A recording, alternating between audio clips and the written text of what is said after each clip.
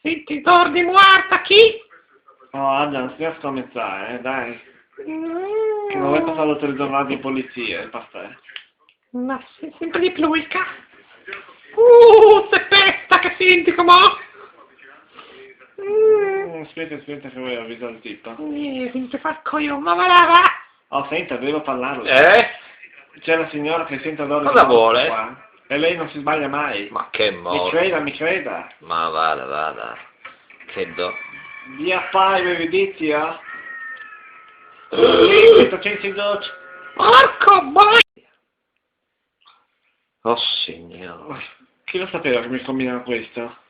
Io poi, ti dimmi il volte, no parta la cacchera, la vettura di neria, vuoi, Dio fluidi così. E quella conoscevi, non sai mica che era lì, Ma te per la famiglia. Dai, va, come arrangiati tu. E smetti di vai, non sto fare la coglione, te lo conoscevi in Ancia?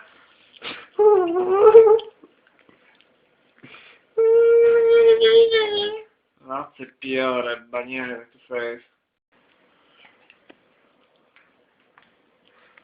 Dov'è il sceriffa? La compagna io. Devo parlare con la sceriffa? Sceriffa? Sceriffa questa gli do l'ispettore, dice. Senta, scusi, ma ispettore, con la sua età, non è un po' troppo vecchio per esercitare? Ma poi chiediamo il distretto viene, e cosa si fa qua, scusi? Era qua l'asta? Si vada a sedere, per favore, per entrarci. Qua stiamo lavorando. Ma non capisco, solo... Jessica Fletcher sono! La famosa tua! Come ti fai vedere i documenti? Vale, senza questo comunque. Sì. Coglione, tanto se devi orco io! Porca boia, Jessica Fletcher, oddio, tocisi, oh Maria Vergine, estrema sociale. Sei simpatico, dai cazzo, bitch! E via le carriere. Aspetta, Come mi dato il caso a me?